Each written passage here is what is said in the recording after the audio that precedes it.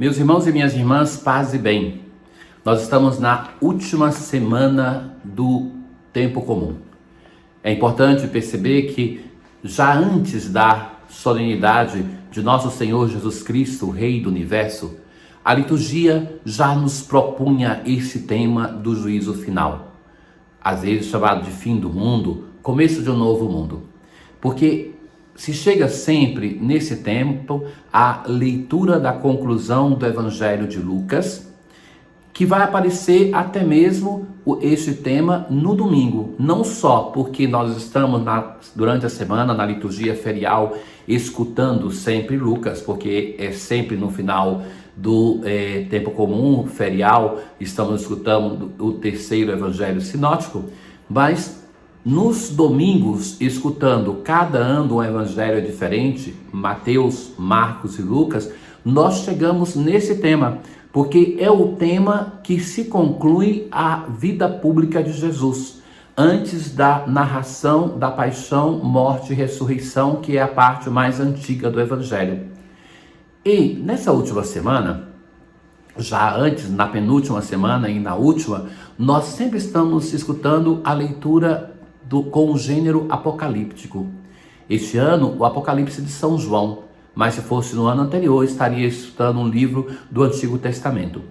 Então nós continuamos a refletir sobre esses textos e hoje nós celebramos uma santa muito conhecida que está sepultada nas catacumbas romanas de São Calixto, Santa Cecília, a padroeira dos músicos. A nossa gratidão a todos aqueles nossos irmãos músicos que, através da arte, se dedicam a embelezar, a dar vida, a privilegiar a teologia estética, através do qual, da experiência da beleza, nós nos encontramos com o nosso Deus. Esta é uma virgem sábia, do mundo das prudentes, que foi ao encontro de Cristo com sua lâmpada acesa. A primeira leitura de hoje, sempre do livro do Apocalipse de São João, nós temos a narração daquela que é a quinta visão que ele tem. Na minha visão, eu vi alguém como um filho do homem. Essa expressão do filho do homem, ela é tirada de dois textos. Aqui, pela sua glória, é do texto de Daniel. O profeta também Ezequiel, ele fala do filho do homem. Em Daniel é uma imagem gloriosa. Em Ezequiel, falar de filho do homem é falar um homem, um ser humano, na sua fragilidade. Mas esse daqui do Apocalipse, ele é glorioso porque tinha na cabeça uma coroa de ouro. Já falamos que o símbolo do ouro é uma ligação com a divindade e nas mãos uma foice afiada. Por esse motivo, essas imagens do Apocalipse que são difíceis de intuir rapidamente de quem se trata, nós acreditamos que aqui é a imagem do próprio Senhor glorioso, aquele que é apresentado como um cordeiro e agora é apresentado como um filho do homem. Um anjo saiu gritando e vai dizer: lança tua foice e ceifa, chegou a hora da colheita, a seara da terra está madura. Então esse primeiro anjo sai do templo e vai dizer que chegou o momento do juízo, chegou o momento que o Senhor vem se encontrar com a sua humanidade, para o nosso encontro com aquele que nós conhecemos pela fé, mas para a prestação de contas da nossa vida, o que nós fizemos com tudo aquilo que nós recebemos. Do templo sai mais um anjo, também ele tinha nas mãos uma foice, e saiu de junto do altar um terceiro anjo. Esse terceiro vai gritar para aquele segundo: lança a foice e colhe os cachos da videira da terra, porque as uvas já estão maduras. A videira é um símbolo de Israel, então que é o povo da antiga aliança que já está amadurecido, que chegou o momento de ser colhido, de apresentar ao Senhor os seus frutos, de produzir o vinho que alegra o coração. A nossa vida seja um vinho bom, que seja aquilo que alegra o coração da humanidade de Deus, porque o vinho também, já na tradição da literatura joanina, é o sinal da presença do Messias. Ele chegou. Não é assim em Caná da Galileia que se transforma a água em um vinho em grande quantidade e qualidade. A nossa vida deve transparecer a presença do Messias, deve ser uma videira que produz frutos para fazer um vinho bom para a igreja, para o mundo. Depois despejou as uvas no grande lagar do furor de Deus.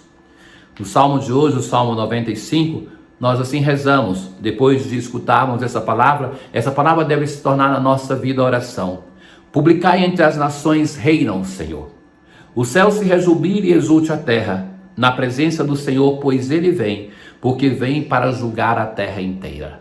O povo de Israel fala isso na expectativa da chegada do Messias. Nós, no final do ano litúrgico, nós proclamamos que ele virá, a segunda vinda, ele virá de modo glorioso, e entraremos depois com a mesma temática no tempo de advento, que faz um apelo, vem Senhor, para nos prepararmos para o Natal, mas que esse fundamentalmente é a oração da igreja, Maranata, vem Senhor, estamos na espera da segunda vinda do nosso Senhor. Permanece fiel até a morte, e a coroa da vida eu te darei, é a aclamação ao Evangelho. Nós escutamos hoje, na liturgia, hoje e amanhã, aquele texto que já escutamos no domingo que foi anterior a Cristo Rei, no penúltimo domingo. Ali era a conclusão do texto de São Lucas, aquilo que Lucas vai escrever, como eu já dizia, antes da paixão, morte e ressurreição. E esses textos nós vamos, da conclusão de Lucas, ouvir aos pedaços até a conclusão deste ano com a liturgia do sábado. Algumas pessoas comentavam a respeito do templo. Jesus está no templo, chegou a Jerusalém, era enfeitado com belas pedras e com ofertas votivas. Então alguém era encantado, algum dos peregrinos, com a beleza do templo. E de fato o templo era considerado uma das maravilhas do mundo antigo. Ele foi destruído por um erro de um soldado, porque a determinação do império era que ele não fosse destruído, que fosse preservado. Mas a história vai dizer que, sem querer, um soldado dispara uma flecha que vai incendiar muito rapidamente o templo de Jerusalém. E então Jesus vai dizer assim, vai ouvir aquela admiração e vai falar que tudo será destruído. Dias virão em que não ficará pedra sobre pedra. Então, Jesus não é irreverente em relação ao templo. Ele ia ao templo, respeita aquele lugar, que é um lugar feito para honrar o seu Pai, para honrar a Deus. Mas também Jesus vai anunciar ao longo do Evangelho um outro templo, que Deus não habita somente naquele templo de pedra, ou melhor, prioritariamente o lugar, o templo de Deus somos nós. Então, que Deus habita em nós através da ação do seu Espírito. E o templo por excelência é o próprio Senhor Jesus. Não é assim que no quarto evangelho ele vai dizer, destruí esse templo e em 3 dias eu o reedificarei? E não falava do templo de Jerusalém, que demorou 46 anos para ser construído, mas ele falava do templo do seu corpo. Ora, Jesus então vai dizer assim, porque vão perguntar para ele, mestre, quando acontecerá isso? E qual vai ser o sinal de que essas coisas estão para acontecer? Fundamentalmente é a curiosidade humana. Quando é a data do fim do mundo? Quando é que vai acontecer? Como é que vai ser isso? E Jesus vai dizer, cuidado para não ser desenganados por aqueles que vão dizer, sou eu, o tempo está próximo. Não sigais essa gente. Ao longo da história e no nosso tempo também, não nos iludamos. Não pensemos que os falsos profetas pertenciam somente ao passado, mas da nossa história. Então é preciso, meu irmão, minha irmã, que você tenha discernimento de vida. Não podemos ser um cristão passando pela história que vamos atrás de cada modismo, de cada pessoa que apenas fala o nome de Deus e já seduz o nosso coração. Tem que ter discernimento. Sejamos honestos. Ao longo da história, nós tivemos grandes rupturas na igreja que foram promovidas até por pessoas que eram muito sábias, muito preparadas, que eram ordenadas.